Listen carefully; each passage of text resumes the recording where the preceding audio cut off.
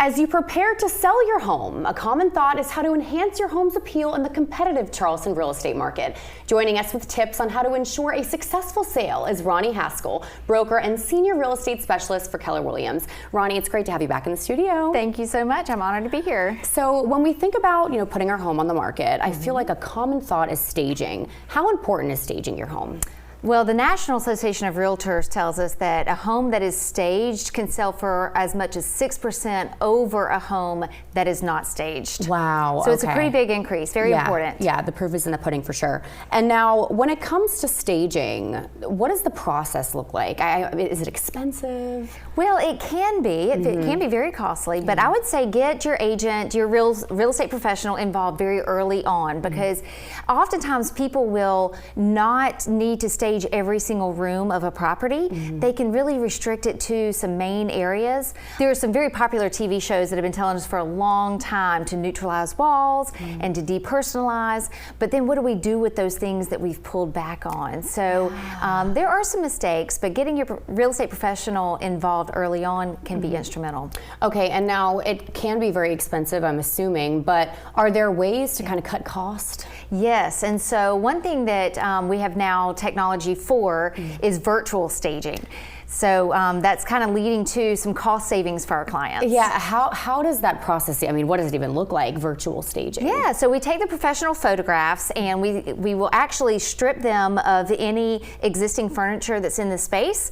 We will neutralize the walls. We can even hang curtains and accessorize. We will place furniture in there. We can even go so far as to renovate an entire kitchen and bathroom virtually. Oh my goodness. So we can do all of this, and literally with a few clicks of a button, it is easy and it's incredibly cost effective, is cost efficient for our clients. And so you don't even have to take your furniture out or your pictures on the walls. No, you don't even have to do any of that. Wow. Now you can, because as we know, as people walk through the home, that will help. Yeah. But we can absolutely take either a new build where it has no furniture, or if the house has old furnishings and it just feels dated because of that, remove all of those things. But if the seller doesn't want to do any of that, we can literally take those professional photos and strip all of that away and just leave us with the bare walls, and then we start building off of that. Wow, how interesting is that? Yeah. And now, so if, I was looking to do virtual staging, but I did want to remove some pieces of furniture,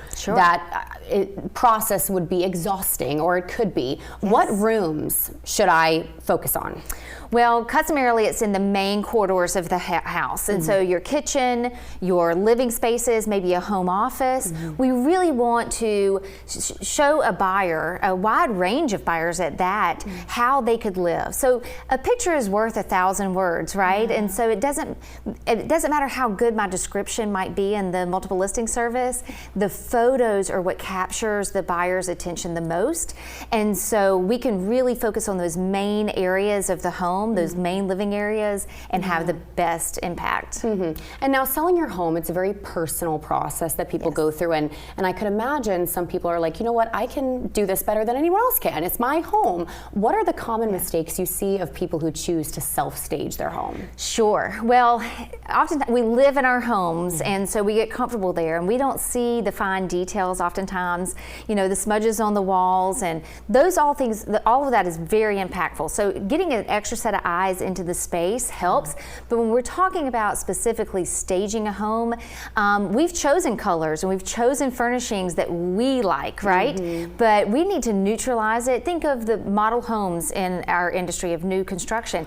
It's all very neutral colors, and that's because we want to reach a broad spectrum of buyers. And so by doing it with the mindset that it's very neutral, and sometimes that means bland to certain people that like a lot of color, but it really is impactful when we are talking about staging. So not a lot of color, and then when you start paring down those personal things and start tucking things away, a big mistake that people make is they end up putting it in the closets or filling garage spaces with furniture, and we want to, if you're going to pare down, really pare it down. And now, just quickly, can you talk a little bit about the Charleston real estate market right now, what it looks like? Oh, sure. So it's starting to normalize, thankfully. So we are seeing sales happen. January and February, our market sold within within 97% of its list price. That's a pretty healthy market. 50 days on the market was average for January and February, so it's not really a seller's market anymore, but it's not full-on buyer's market either. Again, we're starting to see some normalization in our market, and there's some really positives to that for both buyers and sellers. Yeah, wonderful opportunities for Yes, both there parties. Roni Haskell, thank you so much for joining us today. And that screalestatechick.com is where you can find her. Yes. We're back after this.